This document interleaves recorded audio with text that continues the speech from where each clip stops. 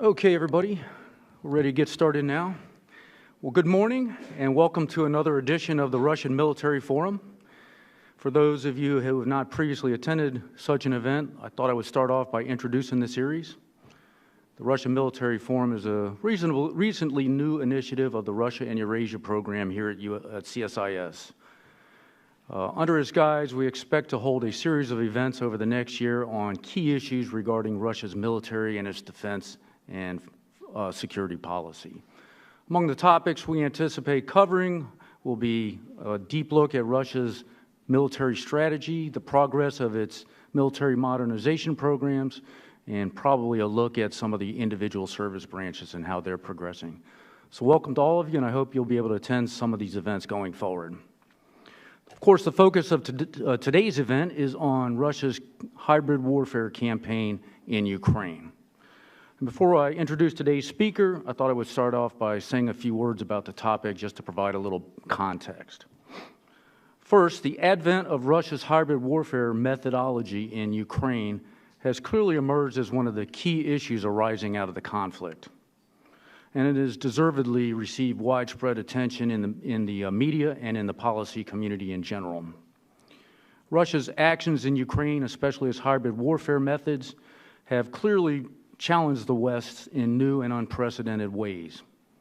And that is because Russia's military involvement in Ukraine has been anything but conventional. In Crimea, Russia launched a stealth campaign relying primarily on elite troops, often without insignia, the so-called Little Green Men, to rapidly seize and gain control of Crimea, the Crimean Peninsula, in a relatively bloodless affair. By contrast, in eastern Ukraine, Russia has used, and at times bewildering, a mix of both military and non-military measures to achieve its objectives, albeit with considerable bloodshed.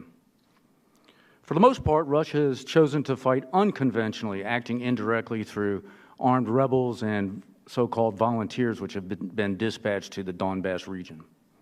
At other times, Russia has chosen to act directly, inserting its own regular forces as and when it deemed necessary to tip the balance of the fighting in its favor. In addition, Russia has employed a number of non-military means to enhance and achieve its objectives in Ukraine, using economic measures such as cutting off or threatening to cut off oil and gas to both Ukraine and Western Europe itself, denying Ukrainian industry access to Russian markets, deploying spyware and launching cyber attacks on Ukrainian government sites, using diplomatic delaying tactics such as engaging in endless ceasefire negotiations, and perhaps most importantly of all, conducting sophisticated information operations both to undermine the support of the Maidan regime and to bolster support for Russia's actions in both Ukraine and in Russia itself. Throughout, Russia's engaged in an active campaign of denial designed to disguise the extent of its involvement in Ukraine. And thus far, these tactics have been quite effective. While the West has been struggling to formulate an effective response, the Ukrainian army is losing the war on the ground. All of this raises a number of important questions, both for Ukraine and the West. How does Russia's hybrid campaign actually work? Just what are the specific methods that Russia has been using in Ukraine? What are the origins of Russia's hybrid warfare approach? How much does it represent deliberately formulated doctrine that had been planned in advance, or how much are the Russians just winging it as they go along? Are these methods transferable to other potential conflicts? For example, could we see these kinds of methods used in the Baltics? Why has the West struggled to mount an effective response to this new hybrid war campaign? And what should the West do to counter these measures going forward? To explore some of these topics further, we are extremely fortunate to have with us today Dr. Philip Carber. Dr. Carber is currently president of the Potomac Foundation, a defense and foreign policy think tank located here in the D.C. area.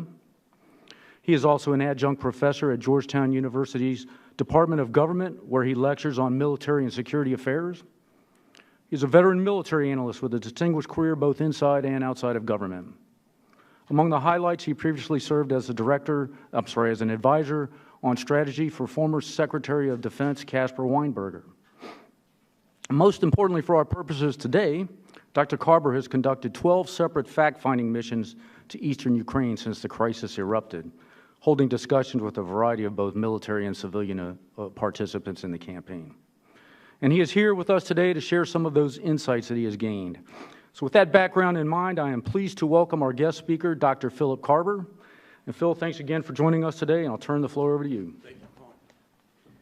It's great to be back at CSIS. I was a doctoral fellow here in the late 60s at CSIS, not in this building. At the time, we were above a grocery store on 18th Street. The only thing we in the grocery store had in common were the roaches.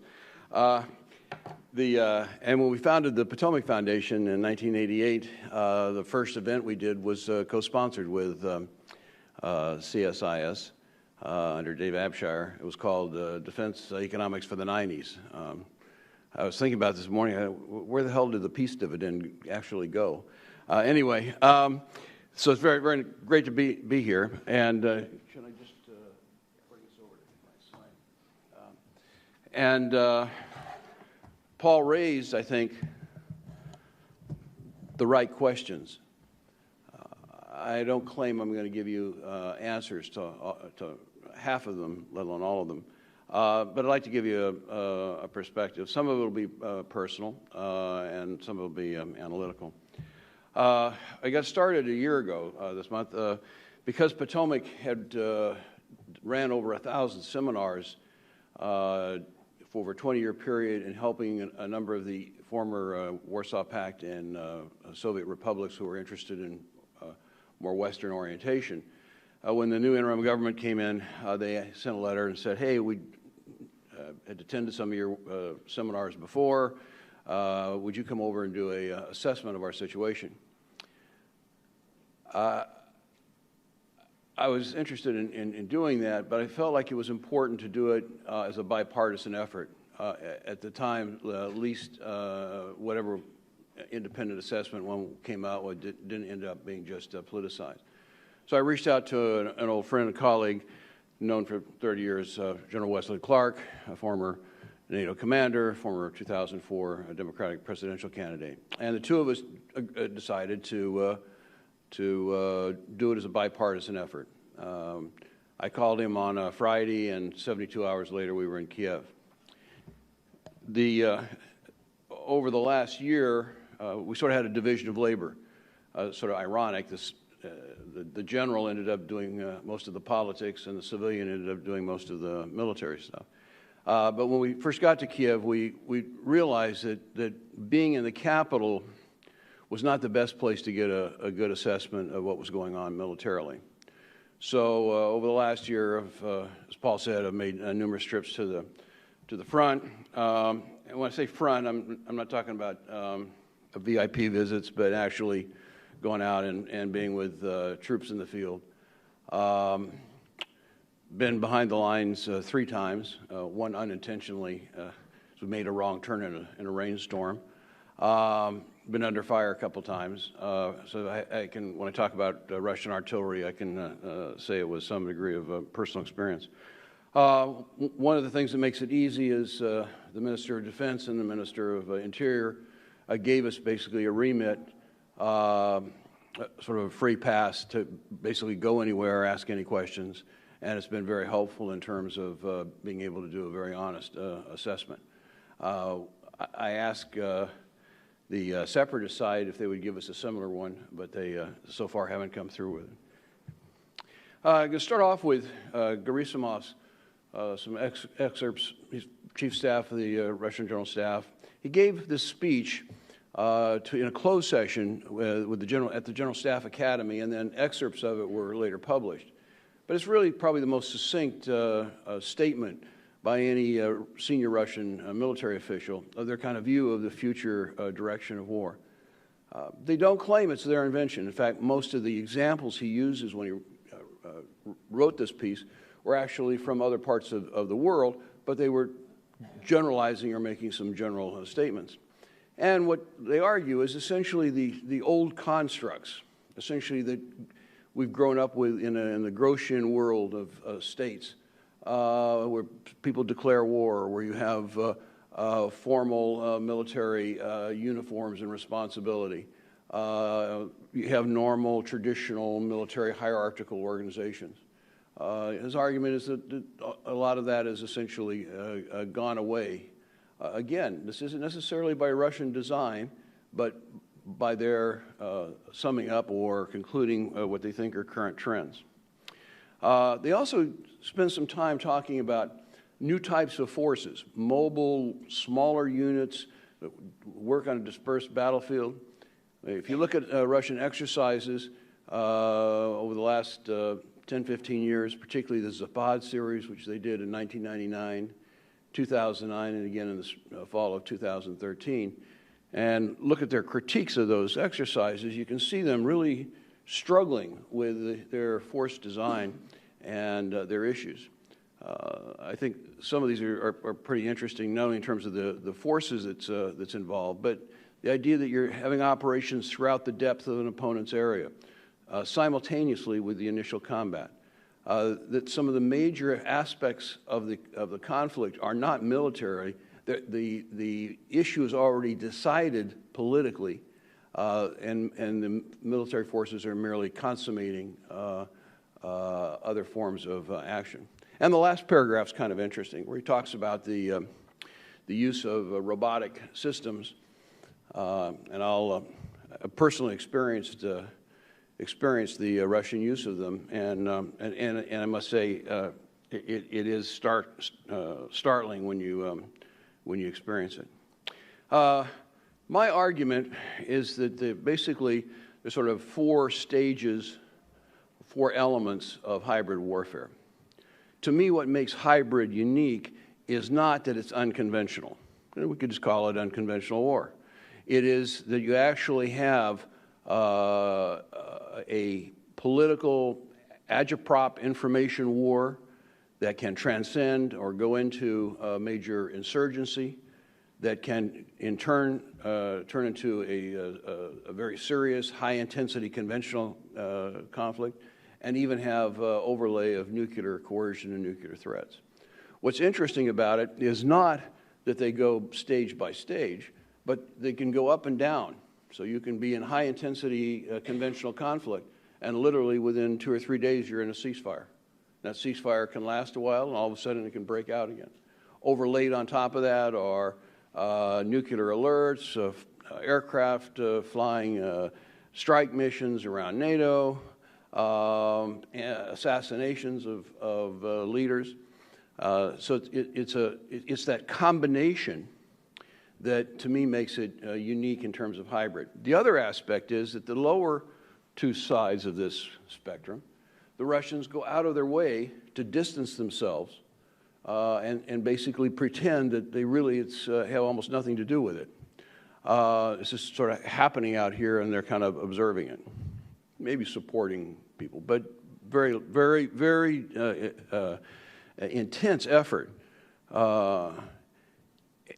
And for example, in Crimea, for 2 or 3 months when the West was all trying to figure out who the hell these little green men were, you'd have the head of state, you'd have the head of the foreign ministry say, we don't know who they are, they're not us. And then within a month or two of those just direct denials, Putin's on a telethon, and he goes, yep, those are my little green men. It was kind of cool. And they gave a more recent interview just the last 48 hours where he sort of bragged about it. And that's different. That essentially is a willingness to compromise the very concept of diplomatic integrity. So anyway, those are the 4 steps, and basically I've organized my comments around that, and then certainly happy to open up for questions or comments as we go through. If you look, I'm treating the events in the Donbass rather than Crimea. If you look at it, after Crimea had been seized, there was a very intense information warfare campaign in Russian media, but which almost everyone in the Donbass watches. There's at least 5 television stations. There are more television stations from Russia showing there than there are Ukrainian stations.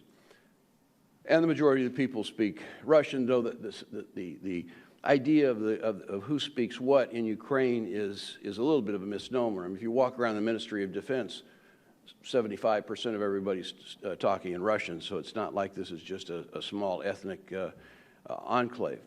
But there was this campaign of essentially protests. Large groups of people, they would sometimes bus people in from Rostov or Crimea to join the protest. Sometimes it got a little bit pushy or shovey, but basically it had all the markings of a legitimate protest movement, along with a very vociferous information campaign. Then it started getting dark. Politicians were abducted. A senior politician's child was taken and taken to Moscow, and he had to negotiate her release. The guy that you see there on the grass is pulled out of his car, thrown in the trunk, and about 2 weeks later was found after he'd been tortured horrifically, I might add, in a lake. In many of the towns in and around the Donbass area, you'll have walls, and those walls are heartbreaking. It's pictures. Have you seen my father? Have you seen my brother? Have you seen my son? My guess is that there's somewhere between 1,000 or 2,000 missing people that have just disappeared. Organizations such as Amnesty International have documented abductions and so forth. I had a chance to, in January, 6 weeks ago,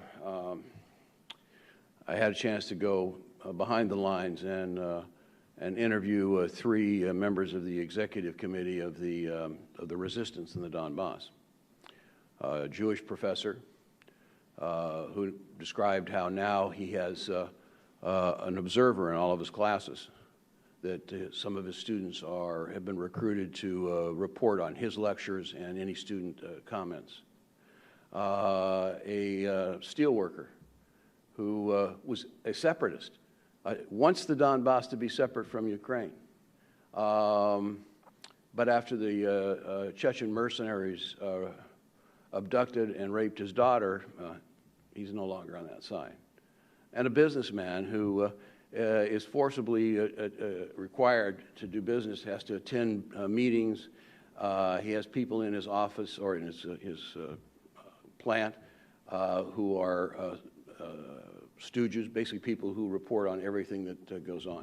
There is a Stalinist repression settling in the Donbass that virtually goes unnoticed in the Western press. As March went on, and you had this protest, the Russians did something else. They mobilized the Russian army on the eastern Ukrainian border and put about 80 battalions worth of combat equipment from Chernigov all the way around down as far as Rostov. I think there's fairly good evidence that they were exploring, or at least believe they had a quick run option to seize Kiev and essentially take over Ukraine, at least as far as the Dnieper. The Ukrainian army did something that has been virtually unreported. Now remember, this army had been neglected for 15 years in a host of different governments. It had been essentially reduced to a territorial army, and because they were on old Russian bases, 75% of that army was on the west side of the Dnieper. They did the largest mobilization and redeployment of any army in Central or Western Europe since the end of World War II. Virtually miraculous. They moved 11 brigades from the west and got them up to the border.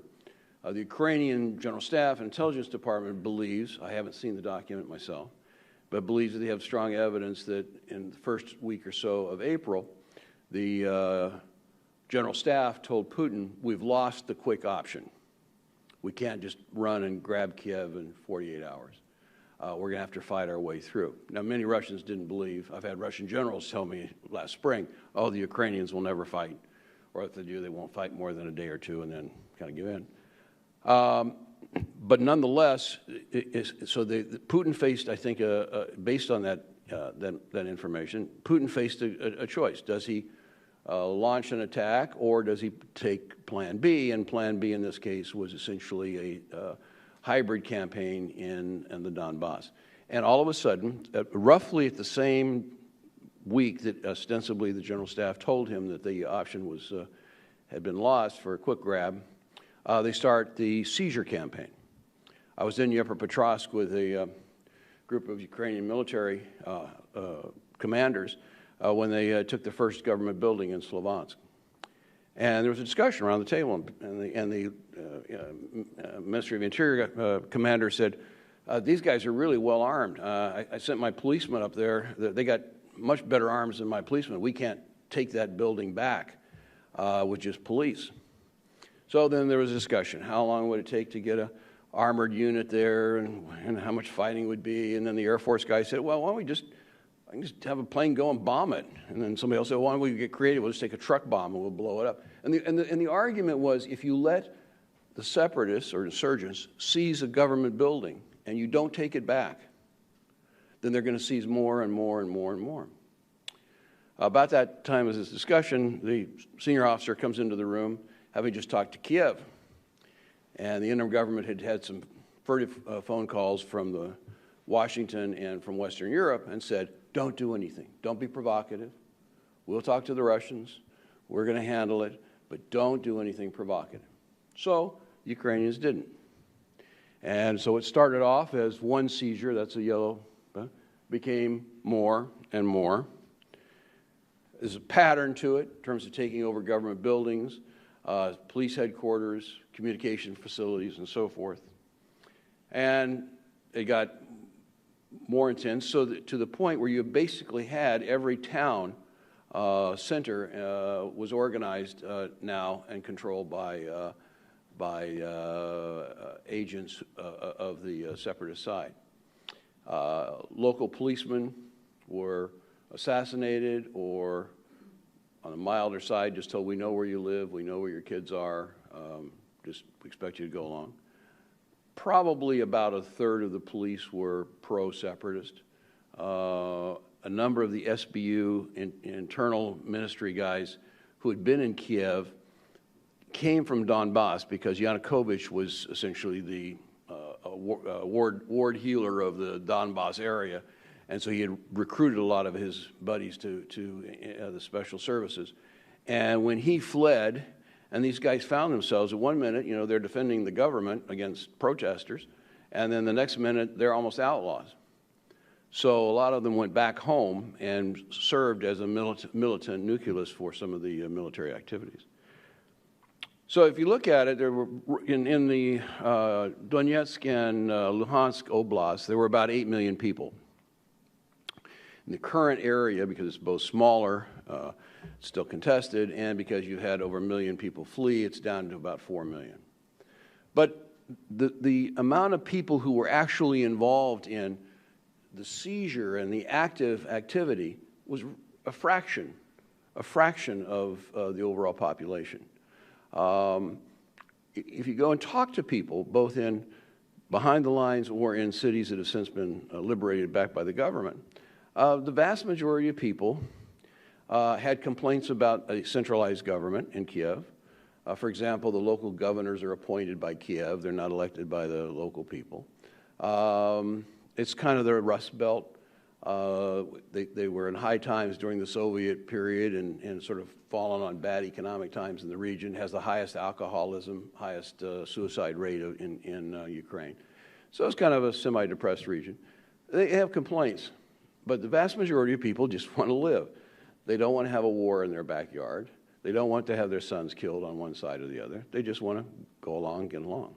But a relatively small group of people were able to essentially create a government. Here's two of the guys. These two fellows had been in Crimea. They were the number 3 and number 4 man who had pulled off the Crimean coup, and then they were brought in to organize the Donetsk thing. Here they are holding a press conference a week after at the same table in front of the same map. They had paraded the OSCE observers who had been abducted and tortured. You hear stuff about right-wing guys in In the Ukrainian side, you don't typically hear about a lot of right-wing guys on the other side.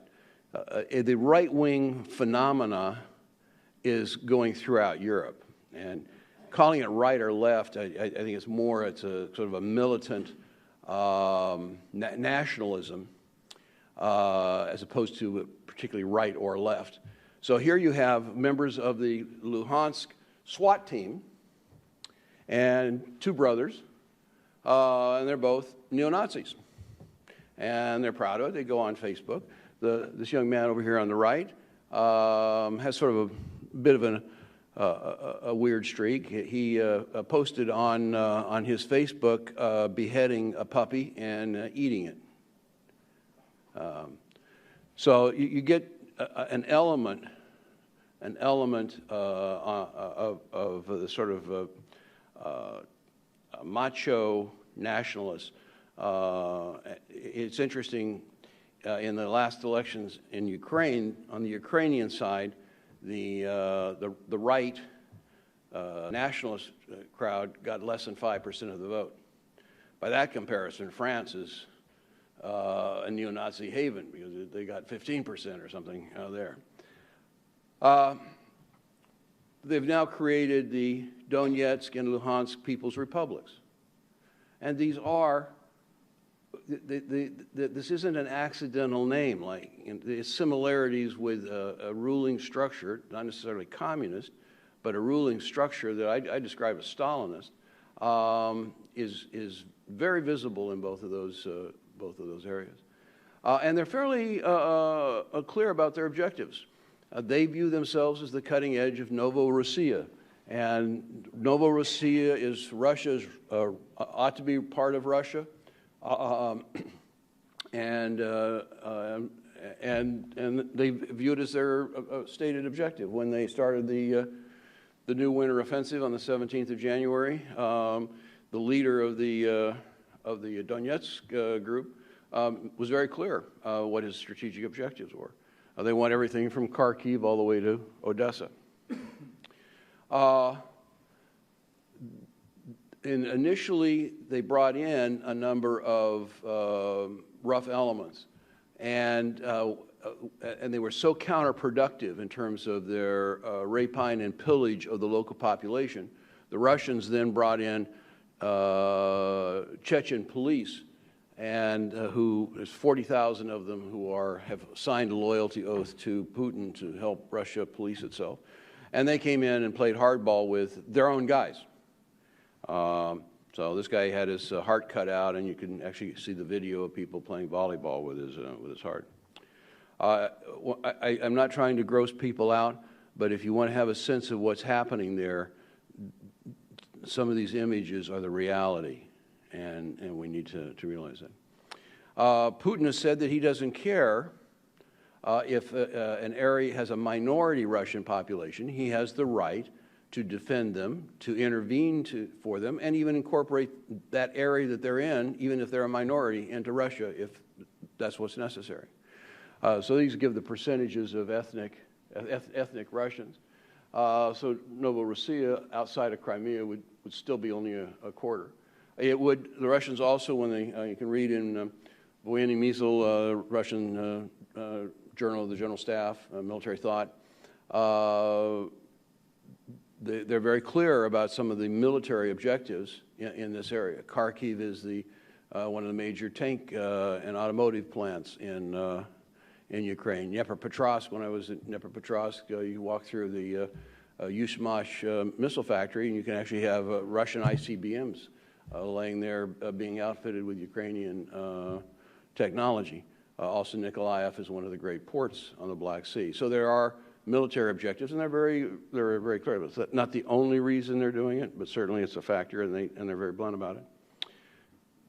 So in this process, there's a series of stages that they seem to be going through, and I'll just kind of walk through these. Here you see in March the emphasis on protest. Then in April, seizures, and then the violence, and creating essentially a separate state in May. Along with it, on this map, by the way, you see a little white, those are infrastructure, those are bridges being blown. So a lot of infrastructure damage goes with it. In May, then there begins a flood of Russian military equipment.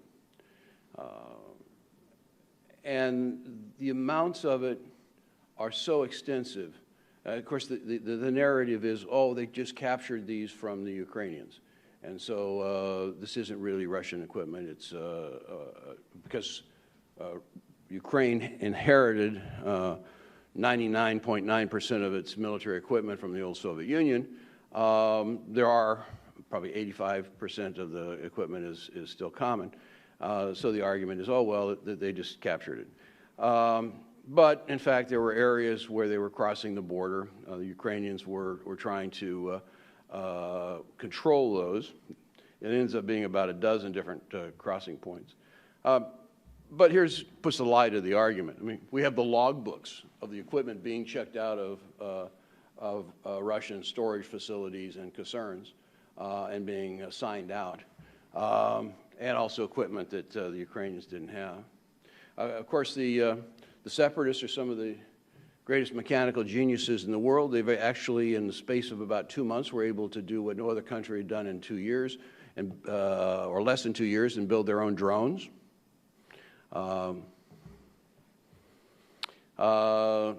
These are,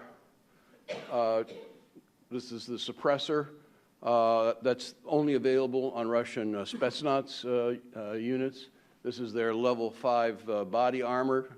I brought some back with me on the last trip. It appears that it stops not only the standard .223 Western round, but also a 7.62 round. It's also available only to the airborne. There's TV programs actively recruiting people, and a large flow of money coming in to pay them. By June, there were whole columns of Russian armor coming across the border and photographed and documented. Ask yourself, up till now, have you heard that on the 27th of June of last summer, Putin ordered full mobilization of the army? How many people knew that? The mobilization order is on the presidential webpage. So you then have a sequence of events that end in tragedy, but start off. So this was the separatist area. Poroshenko, having been in power for a couple of months, tried to have a ceasefire, tried to negotiate. Nothing worked.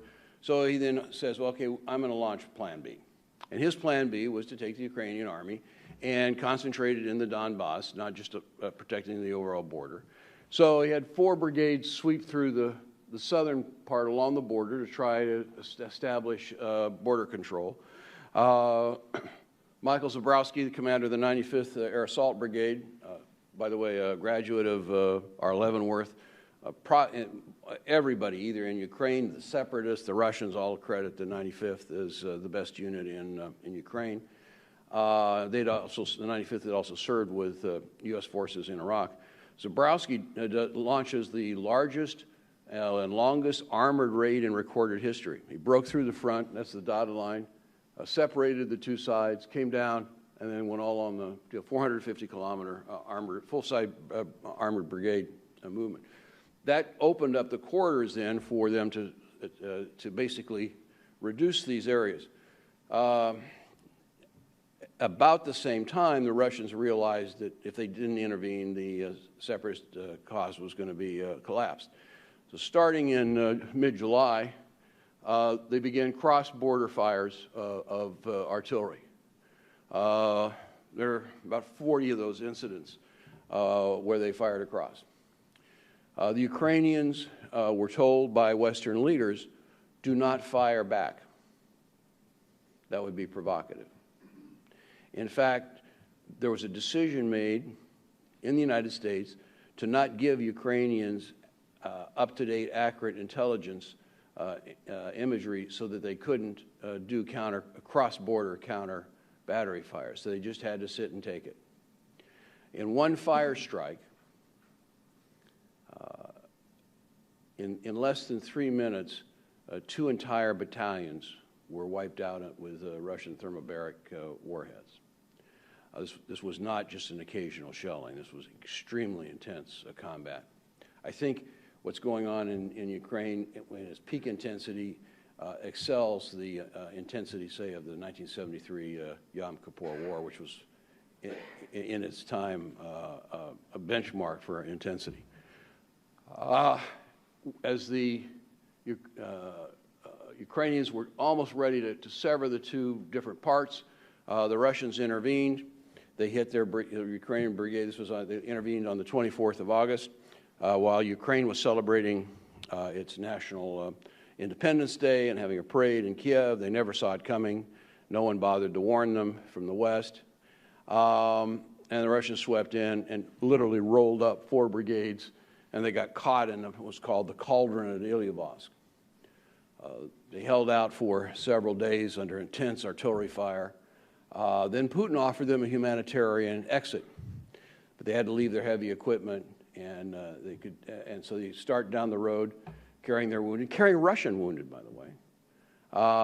And the first lead element of the column got out, but then they hit it with artillery fire. The Russians had promised they would, if the Ukrainians surrendered to them, they would not turn them over to the separatists. They violated that one as well. The separatists went in. And by the way, the separatists do not take wounded. So if you're wounded, you're dead. If you're lucky, it's a bullet. If it's a Chechen who gets you and you're wounded, they slit your throat. So anyway, there's this big pocket. The front's wide open, and they broke out and basically drove until they ran out of supplies, because frankly, I don't think they expected that amount of success. That brought us then to the ceasefire of 5 September, otherwise known as Minsk I. I'm going to come back to that, but I'd just like to stop and take a little bit, Paul, sort of address some of your bigger questions about Russia. What's Russia been up to in terms of their restructuring of their forces, and how do we see that playing in Ukraine? So Russia used to have about 17 military districts. In their retrenchment mode, they've moved down to 4, basically. And in their internal arguments, they argue, well, in the West, we have sort of a high-tech threat. In the East, we've got a mass threat. And in the South, we have sort of an unconventional threat, so we need to have a force that can cover a wide spectrum of capability. They've been very blunt. So they've taken a page right out of our or NATO strategy in the 50s. We don't have enough. We can't afford our old large conventional army, so we're going to depend on tactical nuclear weapons for defense. And we're going to design our army so it can be fluid and use low-yield tactical nuclear weapons in defense of our territory. So those of us who grew up with the Soviet Army, 200 and some divisions, now there's only two divisions left, the 2nd Mechanized and 4th Armored, or 4th Tank. But in the process, they've been creating these independent brigades. The intent was to have them be an all-volunteer force, or what they call a contract force. For the specialists, but it just didn't work because they didn't get enough volunteers. So they had enough people to fill out the airborne and Spetsnaz and some of the more technical services like tank and artillery crews. But the basic infantry is still conscript. So that was sort of a flaw in their logic, if you will. And they designed these new units to be operated on dispersed fields, and they created what they call a battalion tactical group. And essentially what they're doing is driving combined arms. Everybody in the West has combined arms at brigade level, and we typically will cross-assign a tank company to infantry and vice versa. But what they've done down at the battalion level is they're actually permanently assigning artillery, air defense, and armor with mechanized infantry. And they train as that unit, and so it's not an ad hoc combination, it's a fixed organization. And they call that a battalion tactical group, and we're going to hear a lot more about it because that's what they've been using in Ukraine. One of the problems they found first in Chechnya, and then they sort of modified. It was conscript infantry don't work really well in their system. They're not motivated. They don't want to be there. They're not particularly well trained. They take a lot of casualties. And oh, by the way, they have lots of mothers. And mothers complain when their sons are squandered in foreign battlefields, and they're pretty vocal about it. So they go, we got to have an alternative. So when they went into Georgia, they did a different action. The lead elements, you'd have a situation where you'd have a T-90 tank going down the road with a bunch of airborne guys on the top of it. And you go, that's weird. Why not the mechanized infantry and their BMPs with the tank? Well, because they didn't want they wanted the contract guys who were better trained, but higher motivated, to be in the lead element, and then the conscripts just sort of follow in and do security after things have been secured. That is a pattern we see repeatedly now in eastern Ukraine. So you'll see units that the technical structure of the unit is essentially Russian. It's Russian commanded. The signal officers is Russian. Most of the tank crews are Russian. Most of the artillery, at least the officers and the senior sergeants, are Russian. But the infantry can come from a wide variety of sources. They can be extremely well-trained people like Spetsnaz or airborne, or they can basically be for hire mercenaries or locals. They just released a whole bunch of guys from prison in Donetsk. And so some of these guys are now serving as a sort of cannon fodder infantry. And also then separatists. So, and I don't think the purpose is necessarily to disguise their role. Purpose is basically to have cannon fodder so you're not killing a bunch of Russian conscript kids. But it has the effect of adding a lot of confusion. So when Sakyr says, oh, well, there's Russian units that you're operating against, you're fighting against, and then the Ukrainian chief of staff says, well, no, we're not fighting Russians, we're fighting separatists. Both of them are right. Both of them are right. Because in the same unit, you have a sort of think of it as the M&M version. You have the hard shell of Russian assets and structure, and inside the soft chocolate of the cannon fodder. Another interesting phenomenon is that they have now introduced 48 of these battalion tactical groups either on the border of Ukraine or in Ukraine. Right now, my guess is it's about half and half, about 24 in the Donbass and about 24 along the border. And you look at it, and it's weird. Just like seeing airborne guys ride on tanks and the infantry being behind, this is weird. Instead of taking and using brigade organizations, so you take a brigade with 3 or 4 battalions and you have him go to take a sector on the front. Instead, they're taking 1 battalion out of a brigade and sending it to the front. Almost never 2 battalions. So say, well, why would they do that? Well, it gives you your best officers and best trained guys, I guess. It means you leave your conscripts at home. But it's a very strange way to run a military organization. Not only that, they're not just doing this from the brigades that are local to Ukraine. They're bringing them from Sakhalin, Kurils. They're bringing units from Murmansk.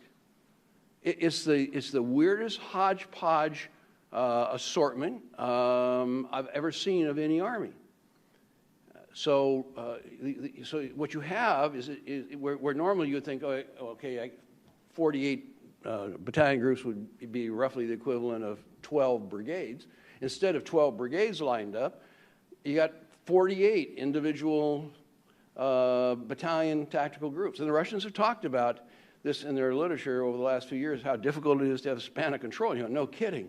But their argument, the counter-argument to that is that's the nature of this new type of war. You're going to operate on very dispersed areas, and so the idea of a hierarchical structure where you have 2 or 3 or 4 units report up and organize it by 3s or 4s is wrong for this new environment. As they send forces to the front, they send massive amounts of supplies. These battalion tactical groups are not heavy in logistics.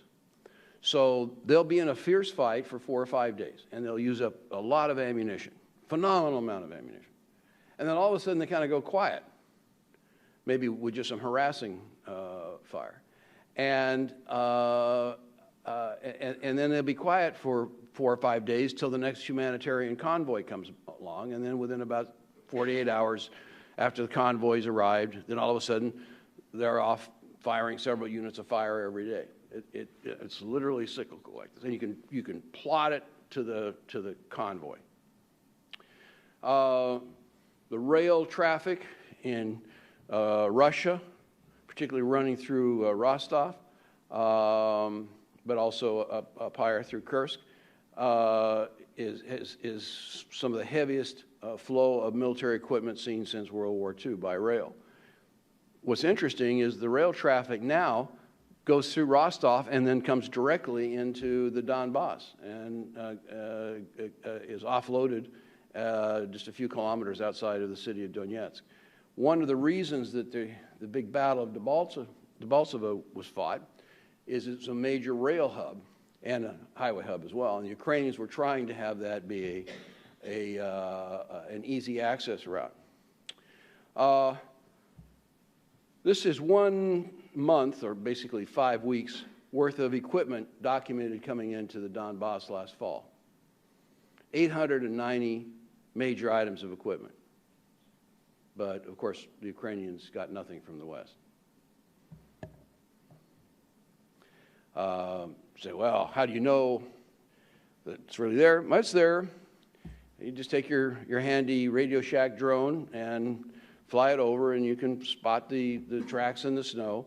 It's also sort of interesting. This, by the way, is a Ukrainian video from a Ukrainian UAV. But every one of these pictures, the vehicle is located next to civilian housing.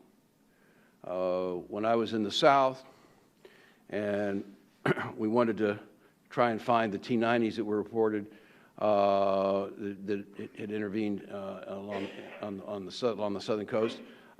They were there, and they were essentially in an apartment complex of high-rises, but parked in between the buildings. So there's an intentional effort to try to hide the military equipment, or if not hide it, sequester it among civilian targets, so then if it's hit, you're hitting civilians. This is based on Ukrainian data. By the way, there is a difference between Ukrainian data and various Western intelligence agencies. I have never found the Ukrainians lying to me or misleading me. They're very open about what their numbers are, how they get them. That doesn't mean they're always right, but the idea that they sort of want to inflate everything just to pander to for Western help or something, I haven't experienced. With the exception of their casualty numbers.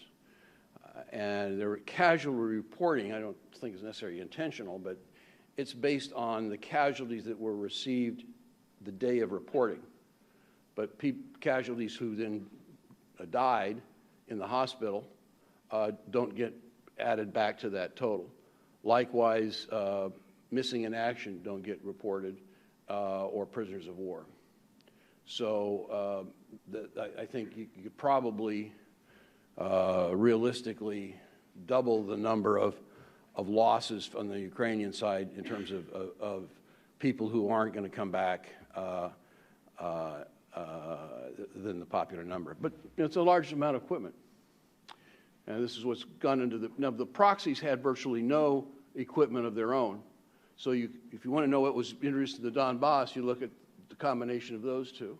And then much of this has been added along the border.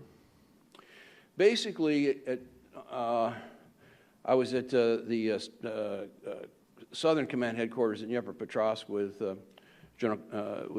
commanding general, and he was showing me this slide. I've modified it a little bit, but taken some stuff off, but basically it's his slide. And this was about 3 days before the winter offensive started. But you could sense something was coming. And so each of these sort of amoebas inside the Donbass represent about 5 battalion tactical groups. And then there's 6 battalion tactical groups in the 4 amoebas outside along the border. Ukrainians had their brigades stretched around. They only had a couple in reserve. And what they were worried about was a breakout in 6 directions. In fact, when the winter offensive came, that's exactly where they went. The view of the Ukrainian front commanders was if the Russians succeeded in, or the offensive succeeded in more than 2 of them, it could rupture the entire front. The first week of the winter offensive took Donetsk airport. Then there was heavy fighting at Debaltseve fell. So those 2 objectives have been achieved. They're clearly trying to make a major effort at Mariupol, and we can talk about that. Also, they're trying to break out across the Seversky River. I don't think they're going to be successful there personally, but this map is now misleading in that the Ukrainians took some heavy losses at the airport and also at Debaltseve. They have committed every single brigade on that map to the front now, except for the 14th, which was the old 51st Brigade that was wiped out at Ilyevsk and is being reformed, so it's not even an active, a combat-worthy unit. There are no more reserves left. Everything has been thrown out front. Many of the units are at half strength. There's 35 Ministry of Interior battalions, that counts border guards, territorials, and volunteers. 25 of those are at the front, and many of them are probably most of them are now down at company strength. The Ukrainians are low on artillery ammunition. So it's going to be a much more fragile environment. The dotted line is where you would have the Donetsk and Luhansk oblasts as one entity. There's an argument, and it's an interesting one, that is their intermediate objective, because once they get to that area, then there's the belief that they and the Russians have an agreement that the Russians will recognize that entity as a state and have an alliance with it, which will then authorize its deployment of overt Russian military forces to it. And the model, by the way, is what happened in Ossetia, which was culminated just about a week ago. Now, that does not necessarily mean it's the end of combat operations. If the front breaks open to the west, there's basically no terrain feature short of this line, Melitopol and Zaporozhye, the river line. This is tank country. When the ground is dried in another 6 weeks, that's wide open blitzkrieg country. And there is no discernible natural defense line there if you fall off the current defense line. So it's wide open. To the north west, there's a series of rivers, but the one objective is ostensibly Kharkiv. So a breakout to the northwest could either swing around Dnipropetrovsk or head north. If the Russians decided to intervene, which they could, the forces could outflank Kharkiv and link up with these guys.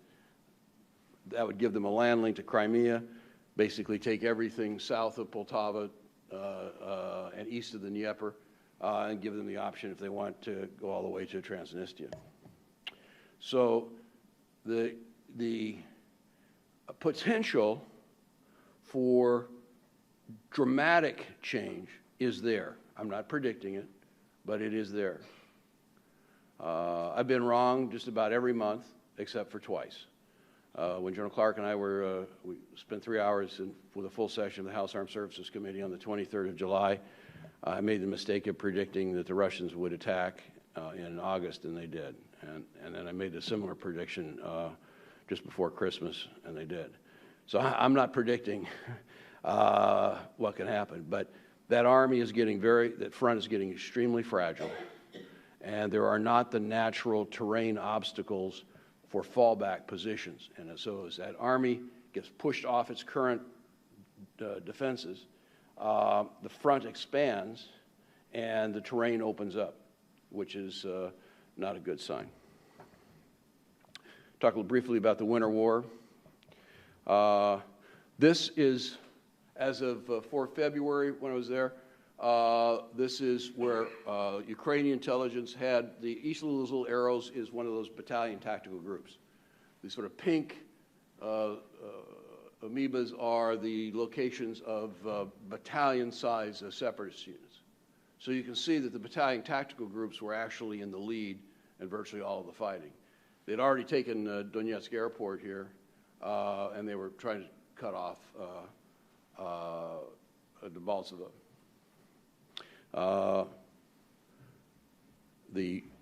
What happened to Debaltseve, I'll just describe it very, very quickly. The 25th just got bled out, so they put the 128th in, brought the 80th around, brought the 30th around from here.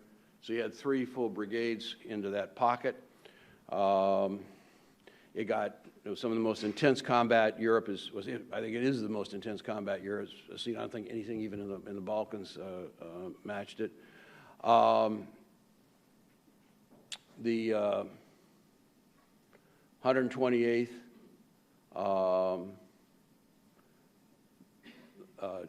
did not get out of the pocket with any of its equipment. The guys that got out walked out. Brigade with over 100 armored vehicles came out with nothing. The 25th, which was normally have BRDMs, armored vehicles, has none left. At the airport, I was there and had a chance to be with the kids. I was at Piasecki, which was about a kilometer away from the airport, and that was sort of the staging area. And I had a chance to talk to the kids who went in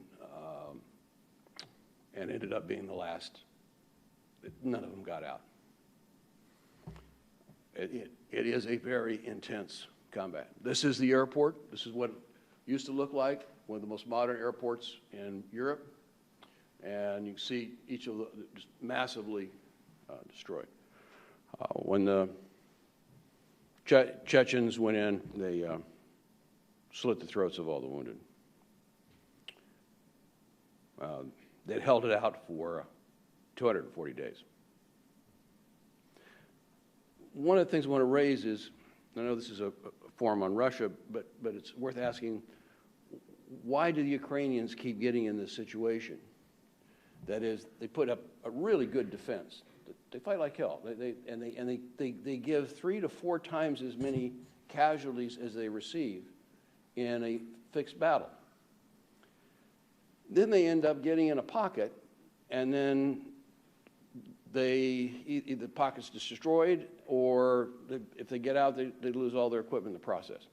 And I think it's explainable. So this is me standing at this crossroads. That's an aerial view. So what you have here in this front is not a linear defense. It's a whole series of strong points. And those strong points can be 4 to 5 kilometers apart. Now, the problem is that Ukraine doesn't have any effective anti-tank guided missiles for their infantry. So if you're going to try and stop a tank, and the reason is the stock that they have. First of all, we paid them to get rid of a lot of their stocks in the 90s. Secondly, and also a lot of their air defense SA-7s, much to their regret now, and a huge amount of ammunition. But the old anti-tank guided missiles they have, the Semtex is timed out, so only about 1 in 3 actually go off. So if you want to stop a tank attack, you basically dig in, and when you get hit and the tank starts to overrun you, as they drive by, then you fire from behind, because every tank in the Donbass has reactive armor. Those are metal boxes with explosive. When the Missile hits, the box explodes out and deforms the heat jet on the missile. It's very effective. That's me on the top. This tank had 3 RPG hits and 1 AT-5 hit on it, and none of them had penetrated. This is a Russian, by the way, T-64B tank. This is the first one that an outsider confirmed, because I crawled in the tank, read the serial number, went back to Kiev, went through the records, and this tank was never in service with the Ukrainian army. It had always been a Russian tank. But basically, they don't have any way of stopping that armor. So what happens then, here's another position. This is, by the way, shot from a Russian drone. That's the drone there, the guy carrying it.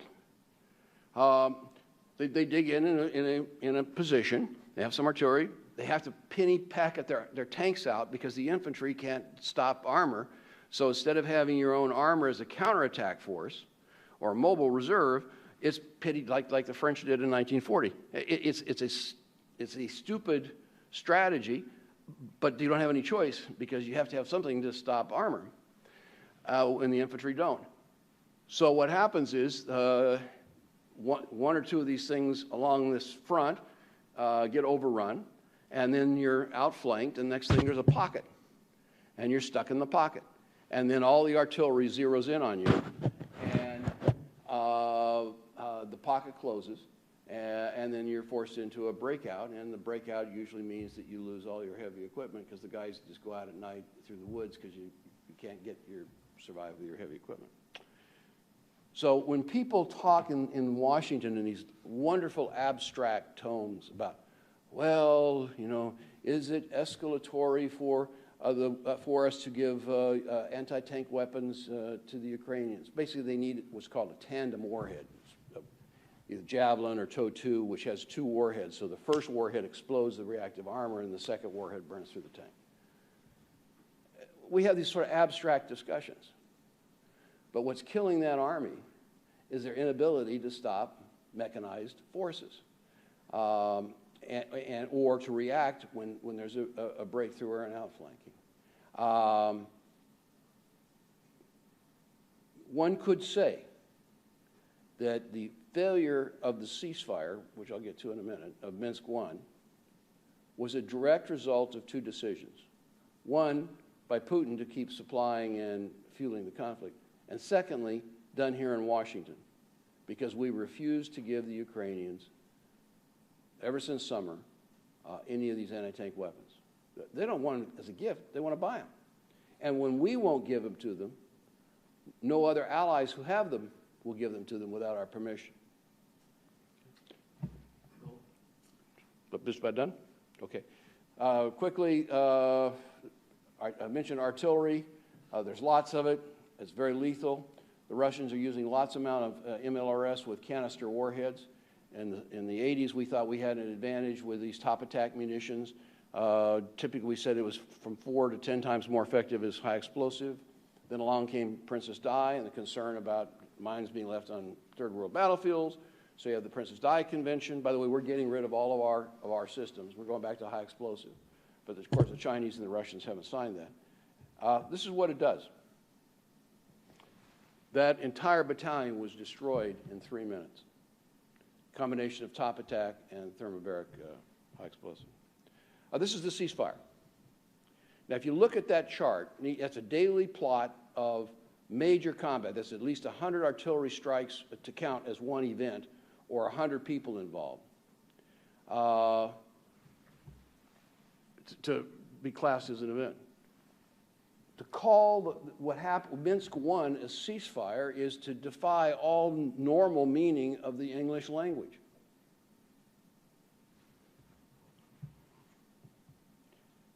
There are real problems with the ceasefire. The OSC was never designed to be a monitoring force like this. It was designed for people who were having, like a marriage counselor, not a referee in this kind of brawl. When the fighting starts, they leave. They just announced that they're increasing their staff to 350 people. You couldn't monitor that ceasefire with 3,500. They only monitor 2 of the border crossings. I can identify 12 major border crossings where the equipment's flowing through. When I was in Mariupol, there were more Russians members. The Russians are members of the OSCE teams, and there were more Russians in the team than there were West Europeans. And they're walking around and standing at a Ukrainian position with their cell phone, typing in the coordinates. This is not an organization to have any kind of meaningful monitoring. They went out and got four RPVs, and the Russians have a very, very interesting electronic warfare device now that actually can project electronic beams, and it's taken them out. Minsk 2 will fail if we try to have this system.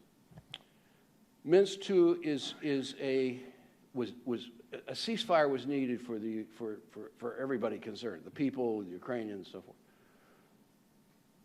God help us when we have politicians who don't know about military issues, and they then invent the rules for a ceasefire. Because they said, oh, we're going to move the heavy equipment, the artillery and tanks, 50 to 70 kilometers on each side of the line. So what that means is the line of separation is a bunch of strong points that can't hold anything except an infantry attack. So now if one side decides that they want to take military advantage of that, you can cross that 100 kilometers in a couple of hours. Now, the Ukrainians don't have any strategic intelligence. They don't have any monitoring, and the OSCE purposely has a week-long delay in giving them information, and any intel they get from us and NATO has a lag time. But we're talking about a lag time in hours. So if the separatists get a 4-hour start, they will be through that infantry screen and into the rear, and then it's going to be one big meeting engagement with a wide open front and no clear defenses. It is a game plan. It is. You could not design a disaster better than Merkel and Holland gave us. I won't go into deal. The Russians have been playing issues with nuclear weapons. I'm happy to talk about it later. Some lessons. I've hit most of these. This about the political. We in the West really aren't set up for this. You know, our idea of special forces is Rambo. You know, eating snakes, and their idea of a special forces guy is a guy who wears factory stuff. Maybe carries a little Markov in his back pocket, but meek, mild, probably wears glasses. He's an agent. He's an organizer. He's connected. He builds a cell, and then he gets that cell to build other cells. That is the kind of warfare that goes on at the first stage. I've hit most of the points in terms of the battle issues. Battlefield's not linear. I didn't go into a number of other issues that face. One thing, I was in Mariupol, and the commander standing next to me, and he says, hear that noise? I go, no. Look up, and about 1,000 feet up is a drone. He said, we have 10 minutes to get under cover. 10 minutes, so we walk away, and it was probably 15 minutes. That entire position was destroyed in a fire strike. The Russians have broken the code on reconnaissance strike complex, at least at the tactical operational level. I have been with units that for the afternoon I was with them, they were overflown no less than 8 times by drones. This is the new robotic world out there. It is striking what's happening, and not just in terms of Russia, but in terms of the whole nature of war. When you combine them with precision, accuracy, and then the massive conventional lethality. I've hit basically most of the points. Let me just, bear with me just for my last point. The victim of hybrid aggression is also victimized by Western caution and prevarication. While Russia has introduced thousands of weapons to the conflict, European and American political hesitation in helping Ukraine acquire replacements for its losses, and the political message it sends to others who would like to help them, serves as a virtual military embargo on the victim.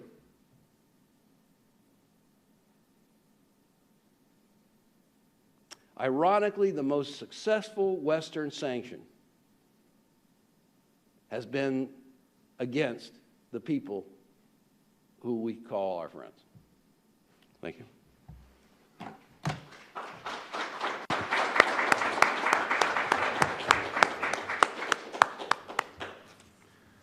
Thank you so much, Phil, for that very highly illuminating and informative presentation, if also quite a disturbing presentation as well. But like I said when I invited you here, I think you've demonstrated that you've been able to say things that nobody else is really talking about in the media in general, and things that I felt, and I'm sure you agree, needed wider dissemination and wider discussion. Now, given the limited time available, I'm going to forego the exercise in the usual moderator's prerogative of asking the first question and open this up for discussion from the floor. If you want to speak, ask a question, please raise your hand, and if possible, state your affiliation, and we'll try to get as many of them as possible. And since we're going to run a little bit over, I'm going to leave it open for a little bit longer than scheduled. If you need to leave, please feel free to do so. Yes, Andy.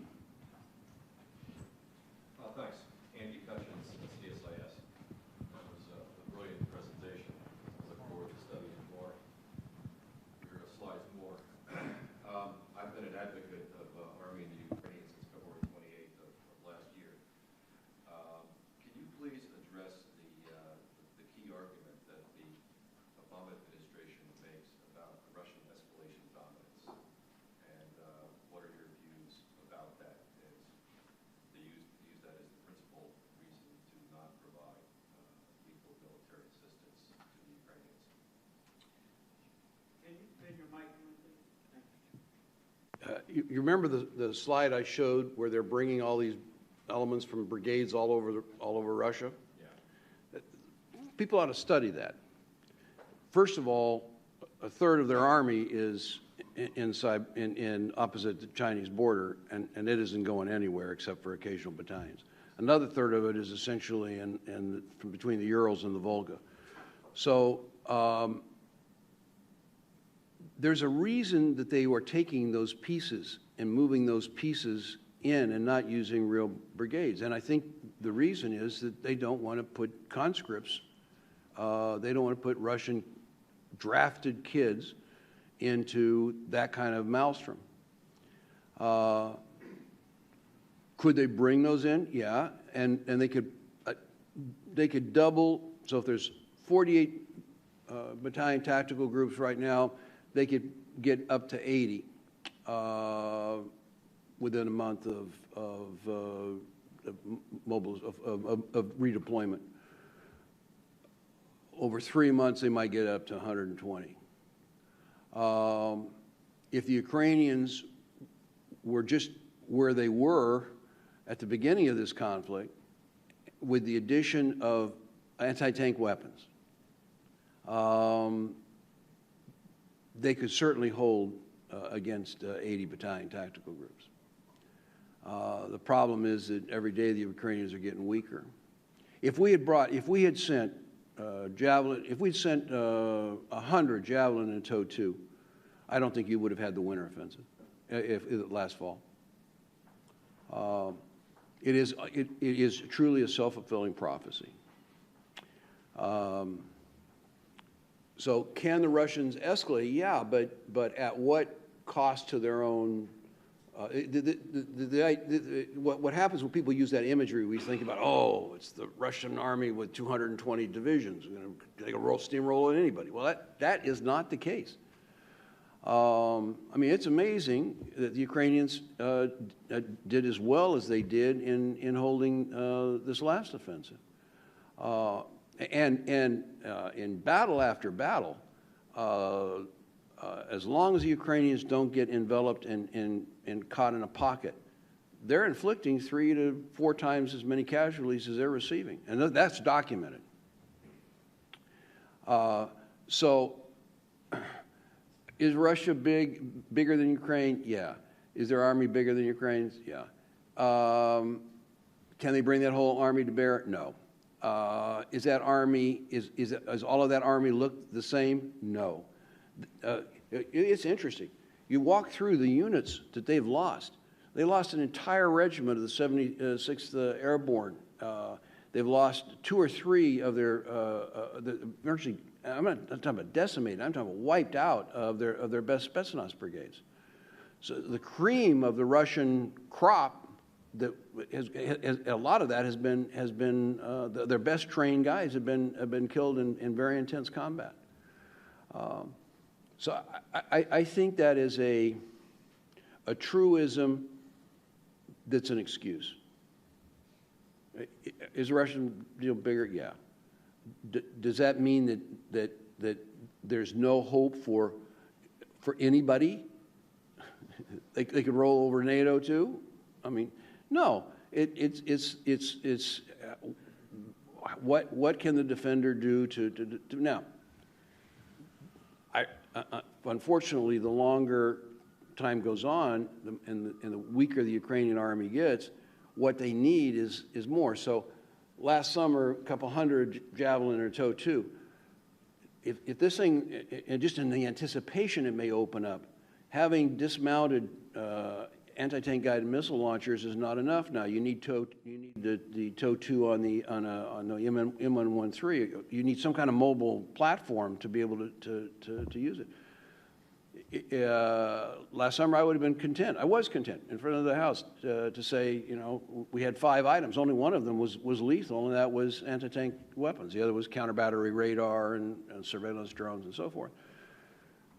Now, you know, if I was asked, I would say we got a couple thousand Bradleys sitting out with nobody to man them. I'd start sending Bradleys over because they need they need the armor, and they need the anti-armor capability and the mobility. They didn't need that 4 months ago because they had enough of their own. So the longer it goes on, the tougher it is going to be to help them. But there's a couple of shibboleths, and one is this, the massive one. The other one is escalation, and that's the one I find. I'm pretending you asked that question, but that's the one I find most obscene. They bring in tanks, and then it's escalatory if we give the Ukrainians anti-tank weapons. They bring in 1,000 tubes of artillery, but it's escalatory if we give the Ukrainians long-range counter-battery radar. They have drones flying over the place like it's as busy as Kennedy Airport, and we can't give the Ukrainians some drones so they can see what's going on behind. I mean, it is just an obscene argument. Anyway, there's some more questions. I won't get too carried away. Thank you for asking my pretend question. Point well taken. Gentleman in the back there with his hand raised. Wait for the microphone, please. Thanks. Thank you again for the presentation. It was great. Speaking of, I'm John Caves at National Defense University. Yeah. Speaking of escalation, how significant do you think the nuclear dimension is to Russia's willingness to engage in this kind of aggression? And if it is significant, should there be a nuclear dimension to the Western response? I didn't. Could you repeat the last cap? The last. Right. If the nuclear dimension is important to Russia's willingness to engage in this type of aggression, should the Western response include a nuclear dimension? I'm going to cheat and go back a couple of slides just because I think it's easier to actually talk to the chart. This is actually from a Russian article in '99 where they talked about, and they came up with this theory called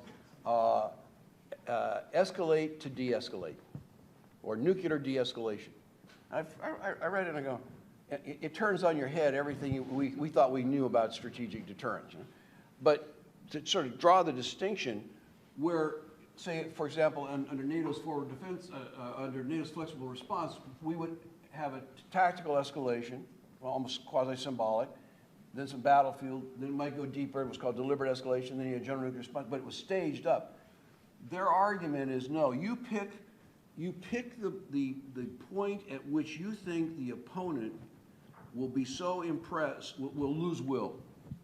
And that's the point that you either threaten or use. Now, maybe down here, if you're kind of against somebody who doesn't have any nukes and they're kind of weak-willed, you got to go, you don't even have to have a demonstration. If you get on the phone and do what Putin did to Poroshenko and threaten him.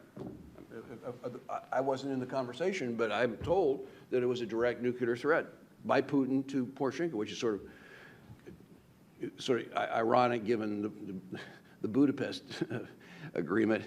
Not only do they violate the Budapest agreement, they're actually threatening nuclear fire against the victim. The Russians are building or are deploying a wide range. Daddy Bush and Yeltsin had the agreement at Vladivostok to get rid of, it was one of the great non-arms control agreements of all time. It was the mutual unilateral reduction of tactical nuclear weapons. So we got rid of about 10,000, kept 300 B-61 air-delivered bombs. They had around 20,000. They've come down to around 5,000. About half of that force is modernized. Smaller warheads, sub-kiloton, and they're putting them on a wide range of things. They're putting them on SAMs, they're putting them on artillery, they're putting them on torpedoes. Now, so they're serious about, I mean, they are at least having adopted the concept of we don't have enough conventional forces to defend all of our territory, therefore we need a nuclear. They've certainly built that option. If I was Chinese, I would say, yeah, you better respond with similar capability if you want to, if you think you're going to fight those guys. For us, if we're planning on defending in Europe, then we need to rethink it. But having lived through the ER debate and the INF debate, I'm sort of at the point, this is me personally, they don't want to be defended, it's okay with me. But if we have people and interests that we think are important enough that we and the Russians might actually get in conflict with each other, there's two conditions that are, I think, inarguably true about tactical nuclear weapons. Because there's a huge debate, and most people think that they're not useful, but there's two conditions where they're decisive.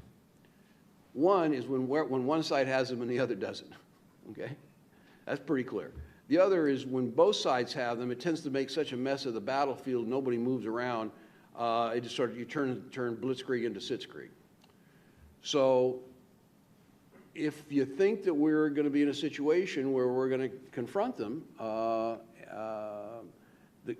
they are decisive when they got them and we don't. And 300 air-delivered gravity bombs are not a nuclear capability, particularly when they come from a half dozen airfields that can be preempted conventionally, let alone with nuclear strikes. That is not a serious tactical nuclear capability if you're talking about doing that. Did I hit most of your points? Yeah, the thing I was just trying to get at was, I think, in a sense, possibility, since Russians are very nuclear-minded, they use a lot of threats, they're very conscious they can't be out-escalated, they're more willing to take these kinds of risks. That was what I was getting at. And then second, if there was a nuclear dimension, in other words, to show, for example, NATO, maybe normalizing Central European allies' roles and missions within the nuclear mission of the alliance, just to say that there's a, we're not ignoring this aspect. Right. But it was really just wondering as to whether it's important to how the Russians are willing to take these kind of risks, or is it? Yeah, I think anybody who plays that game needs their head examined, because they are playing Russian roulette. Excuse the pun, but I mean, you are letting loose forces that are just, and you're doing it in some of their exercises. They ran, I think it was part of Zapad, 2009. They assumed we were reinforcing Europe. So in their play, they assumed so they hit Norfolk with a cruise missile, but that wasn't a strategic exchange. And you go, I mean, I don't know what universe these guys are living in, but are they articulating it? Have they built a force structure to try to implement it? Yes. And when push comes to shove, are they crazy enough to do it? I hope not. On that note, I'm afraid that's going to have to be the last question. Dr. Carber has another engagement after this. We need to make sure he gets there on time. So I really want to thank you, Dr. Carber, for just a fabulous presentation, very informative, and I know I learned a lot. and I hope the rest of you guys did. Thank you very much. And thank you all of you for coming, and I look forward to hosting you again for the next edition of the Russian Military Forum. Thanks.